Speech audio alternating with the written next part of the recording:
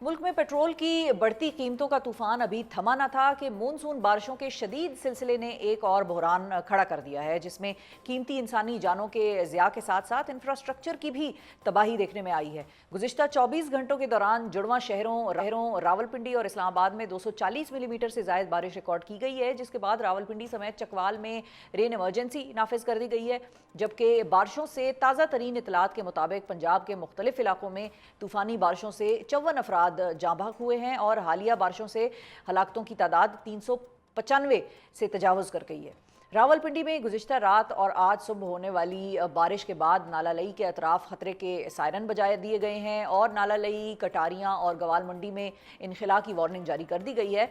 जबकि रेस्क्यू हुकाम का कहना यह है कि पानी की सतह बुलंद होने से करीबी आबादी को खतरा है। अब तो आबादी क्या करे, आबादी कहाँ जाए, और बारिश से पहले ये ख़तरात नहीं बताए जा सकते, आवाम को कम्युनिकेट नहीं किए जा सकते। बारिश हो गई, तबाही हो गई, लोग बह गए, उसके बाद ही बताया जाएगा कि भाई बारिश से आबादी को ख़तरा था। चले खैर, बहरहाल मूसलाधार बारिश के बायस शाहपुर और रावलपिंडी इस्लामाबाद को मिलाने वाला पुल पानी में डूब गया है, जबकि मुख्तलिफ रिहायशी इलाकों में बारिश का पानी घरों में दाखिल होने की भी इतलात सामने आ रही हैं। चक्री रोड पर वाक़े गांव लादिया में सैलाब के बायस एक फैमिली बच्चों समेत छत पर फंस गई है, जिसे निकालने के लिए हेलीकॉप्टर इस्तेमाल करना पड़ा है। रावलपिंडी और इस्लामाबाद की बारिश मुतासरा रिहायशी क्या दुहाई दे रहे हैं, आइए आपको ज़रा सुनवाते हैं।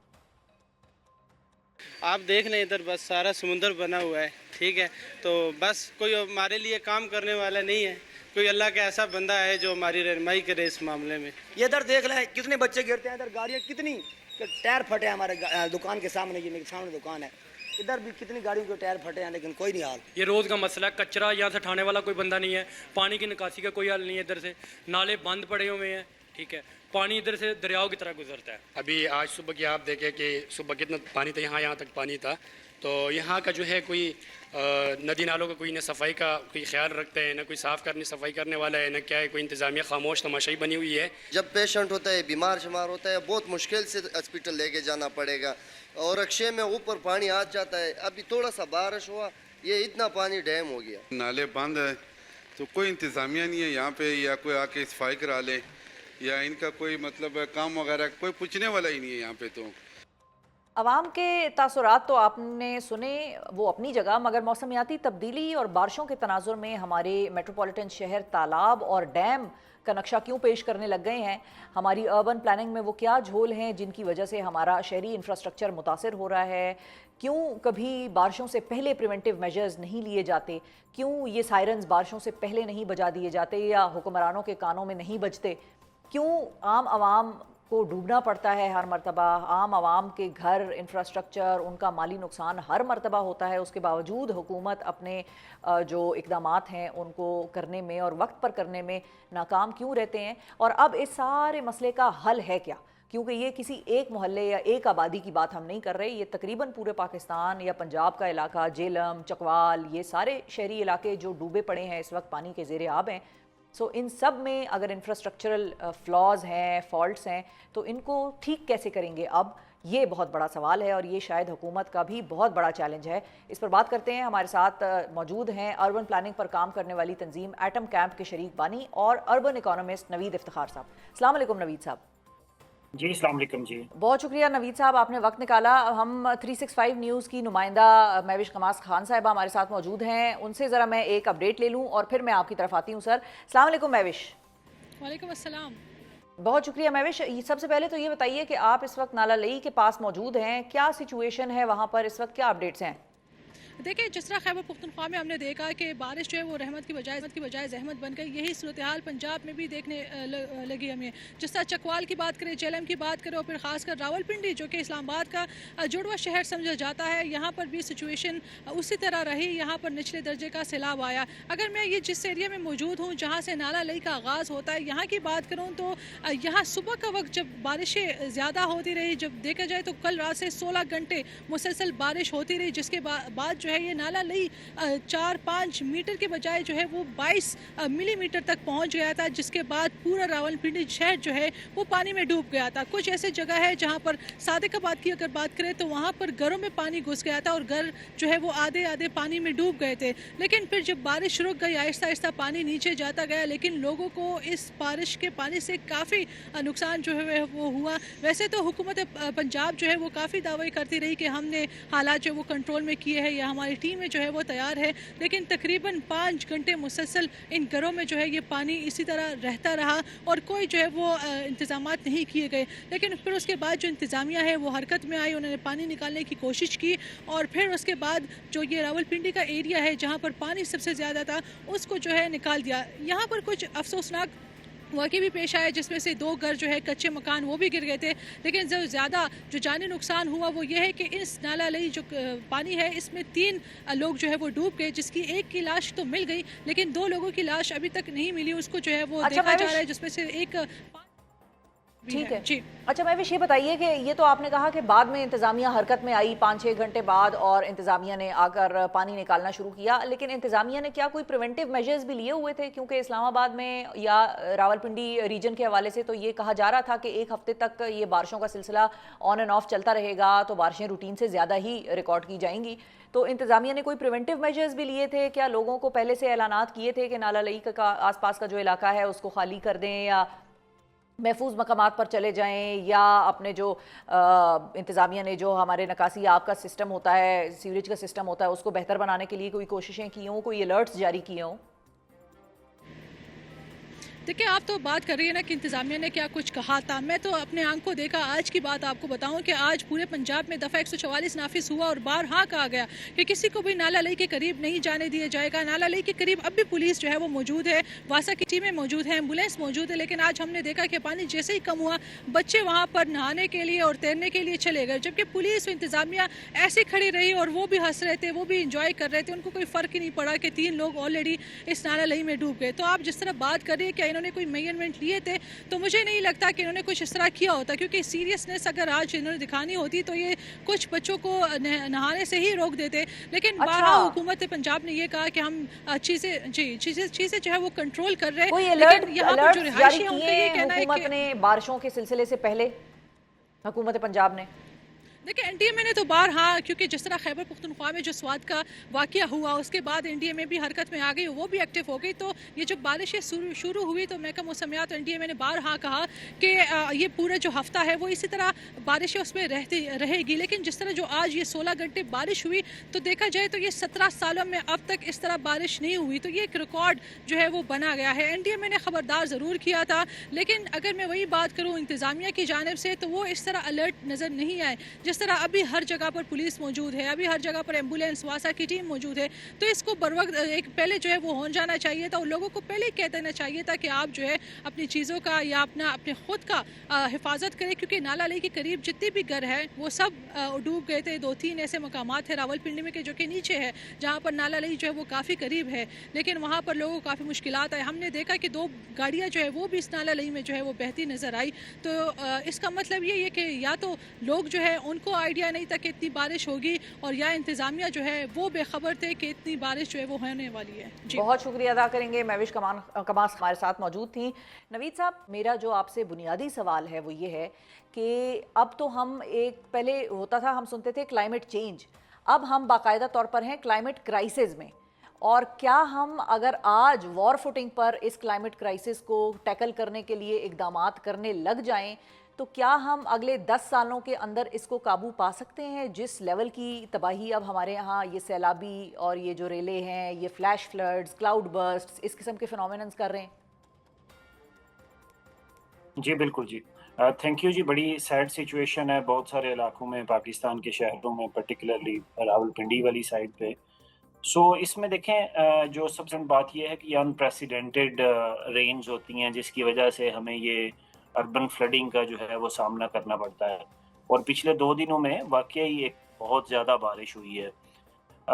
तो सबसे जो इम्पोर्टेंट बात है जो आपने अर्बन प्लानिंग की है वो ये है कि हमारे यहाँ फोकस जो है वो कोई पहले से प्लानिंग करने का होता ही नहीं है। अगर प्लानिंग करने की भी बारी आए तो सिर्फ जो है वो हम फोटोज़ के लिए यूट्यूब वीडियोज़ के लिए हम थोड़ी बहुत जो है कुछ नाला लई में जाके जो है वो हम वहाँ से खुदाई शुरू कर देते हैं, and we think this is something we are preparing for the raining season जो है। लेकिन एक्चुअली प्रायोरिटीज़ में ये सारा कुछ है ही नहीं है जो आप बात कर रही हैं। तो प्रायोरिटी सारी ये है कि हम कहीं पर गमले लगा दें, हम कहीं पर फूल लगा दें, हम कहीं पर रोगन कर दें और हम कहें कि हम शहरों को खूबसूरत बना रहे हैं। लेकिन जो क्लाइमेट के नतीजे में, एनवायरनमेंट के नतीजे में जो क्राइसिस है, उसके नतीजे से कैसे हमने निबर्दाश्तमा होना है, वो हमारी प्रायोरिटी ही नहीं होती। तो 2-3 चीज़ें हैं जो ये अर्बन फ्लडिंग में बड़ी इम्पोर्टेंट हैं। जी। सबसे जो इम्पोर्टेंट बात है कि जो बरसाती नाले और ये जो हमारे शहरों से गुज़रते हैं, उनको साफ़ रखना, उनके अंदर सॉलिड वेस्ट मैनेजमेंट ना होना। हम क्या करते हैं कि हम बारिश से 1-2 दिन पहले उसकी सफाई शुरू कर देते हैं। तो होता ये है कि पूरा साल वो गंद रहता है उसके अंदर, सॉलिड वेस्ट भी फंसा हुआ होता है, पानी बहने नहीं देते, हाउसिंग अनप्लैन्ड बनती है जिससे एनक्रोचमेंट हो जाती है नालों के ऊपर, पानी रुक जाता है। तो एक तो ये सबसे इम्पोर्टेंट एस्पेक्ट है, हमें पहले समझना पड़ेगा ये क्यों ऐसा होता है। एक और चीज़ कि आप जो आइडेंटिफाई कर रहे हैं इश्यूज, ये तो ठीक है, आम आदमी भी शायद ये समझता है कि भाई शॉपर अगर नालों में फंस जाएंगे तो वहाँ से पानी का निकास कैसे होगा। लेकिन एक चीज़ जो हमने देखी, पाकिस्तान में कुछ बड़ी बड़ी सोसाइटीज़ हैं और इस मरतबा वहाँ पर भी पानी, मतलब सड़कें डूब गई, लैंडस्केपिंग कुछ इस किस्म की थी, या तो खूबसूरती के लिए लैंडस्केपिंग इस तरह की खुद से रखी हुई थी, या जेनुइनली वो पहाड़ी एक इलाका था और वहाँ पर जिस तरीके से, तो हमने तो अब इस्लामाबाद पिंडी में तो बाकायदा तौर पे बड़ी बड़ी सोसाइटीज़ डूब गई, लोगों के घरों में पानी चला गया। तो क्या इन सोसाइटीज़ में भी जो प्लानिंग है, जो स्ट्रक्चरल डेवलपमेंट की हवाले से जो प्लान्स बनाए जाते हैं, वहाँ पर भी ये मयार नहीं हम इनको मलहूज़े खातिर रखते कि पानी का निकास कैसे करना है?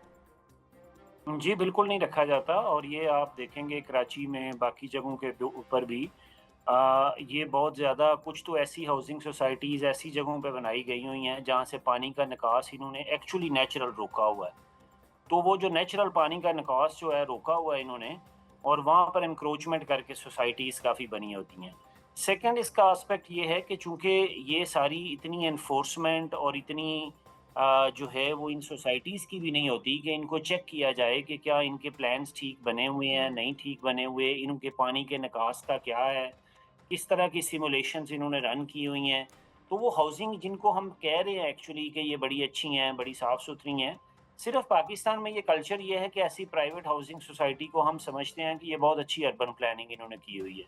हालाँकि उनकी भी इतनी ही पुअर है जितनी कि आप किसी भी अंदरून शहर की पुअर प्लानिंग हमारी हुई होती है। उसकी अच्छा। ताज़ा मिसाल आपको नहीं ये तो देखें। इनकी ये जी, तो एनओसीज़ इनकी वगैरह, ज़ाहिर है अब आप चूँकि इस सारे सिलसिले पर काम करते हैं, आपकी रिसर्च है, आपकी स्टडी होगी, आपकी लोगों से बात होती होगी, ये एनओसीज़ के अप्रूवल का क्या तरीक़ाकार फ़ॉलो होता है, ख़ास तौर पर उन बिल्डिंग्स या हाउसिंग सोसाइटीज़ की जानिब से कि जहाँ पर बड़ी-बड़ी बिल्डिंग्स बन जाती हैं? हमने चलें इस्लामाबाद के हवाले से तो हम ये कह सकते हैं ना कि एक प्लान्ड सिटी था, ठीक है, यहाँ पर उस किस्म का सैलाब अभी भी देखने में नहीं आया, हालाँकि बड़ी रिकॉर्ड बारिश यहाँ पर हुई है। लेकिन आपको याद होगा कि 2-4 साल पहले E11 में एक खातून की जो है वो एक खातून जाबाक हो गई थी क्योंकि एक बिल्डिंग वहाँ पर भी ऐसी बनी हुई थी। अब ये प्लान्ड इस्लामाबाद कैपिटल की मैं बात कर रही हूँ कि जिसका जो है वो नाले पर वो बनाई गई थी और वहाँ पर जब पानी आया तो वो खातून गालिबन वहाँ पर फंस गई और उनकी डेथ हो गई, जो भी हुआ। तो ये एनओसीज़ का क्या तरीक़ाकार है, किस तरीके से ये फॉलो होता है, क्यों इनको इतनी इजाज़तें आराम से मिल जाती हैं कि हर जगह पर जहाँ चाहें नाले के ऊपर, नाले के साथ, वल्नरेबल एरियाज़ पे अपनी सोसाइटीज़ और घर बना लेते हैं?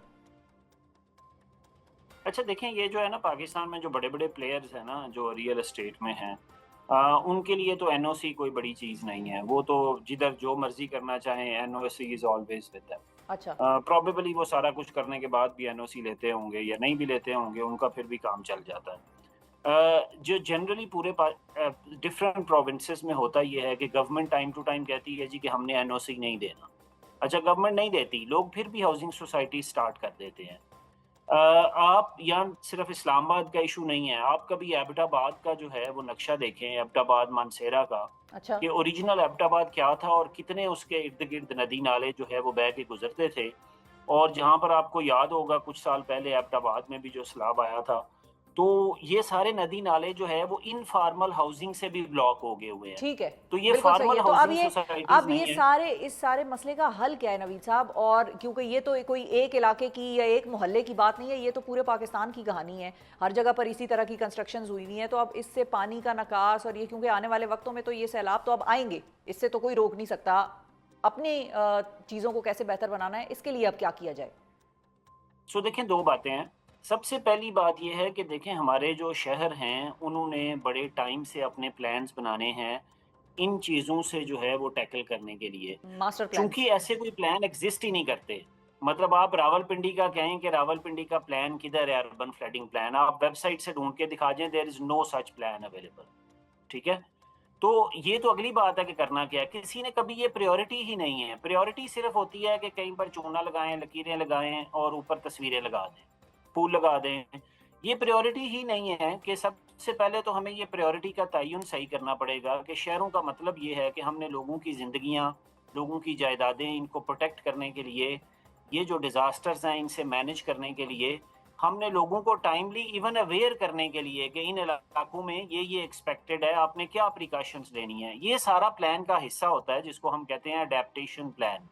तो ये क्लाइमेट चेंज अडेप्टेशन प्लान जो हैं हर शहर का और शहर के लोगों के साथ मिल के मोहल्लों में बैठ के, सिर्फ 5 स्टार होटल्स में नहीं है, तो वो हमें बनाना पड़ेगा कि क्या चेंजेस की जाएं, कहाँ ड्रेनेज ठीक की जाए, कहाँ बरसाती नाले ख़त्म जहाँ हुए हुए हैं उनको हमने वेकेट कराया जाए। तो पहला सबसे इम्पोर्टेंट पार्ट जो है वो ये है। सेकंड, देखें, पाकिस्तान की आबादी बहुत तेज़ी से बढ़ रही है और शहरों की तरफ रुख बढ़ता चला जाएगा। ये कहना कि हाउसिंग रुक जाए, वो हाउसिंग नहीं रुकनी, डिमांड बहुत ज़्यादा है। और हमारा जो फार्मल हाउसिंग है जहाँ पे वो सप्लाई बहुत कम है, कि जहाँ हम ऑर्गेनाइज तरीके से इनकरेज करें कि फार्मल वर्टिकल हाउसिंग बनाई जाए, ठीक है। ज़्यादा से ज़्यादा लोग एक जगह पे डेंसिटी के ऊपर रह सकें और हम सप्राल ना करें। ठीक। जो सप्राल होता है वो ज़्यादा अर्बन फ्लडिंग क्रिएट करता है, क्योंकि ज़्यादा से ज़्यादा हम पानी को रोकते हैं गुजरने से जो है। और बिल्कुल सही है। अनप्लैंड भी अर्बनाइजेशन इसलिए फिर होती है कि लोगों को सर छुपाने के लिए घर जहाँ तो कोई चाहिए, कमरा हाँ, बिल्कुल जगह ठीक है। मिलती है वो वहाँ बना लेते हैं।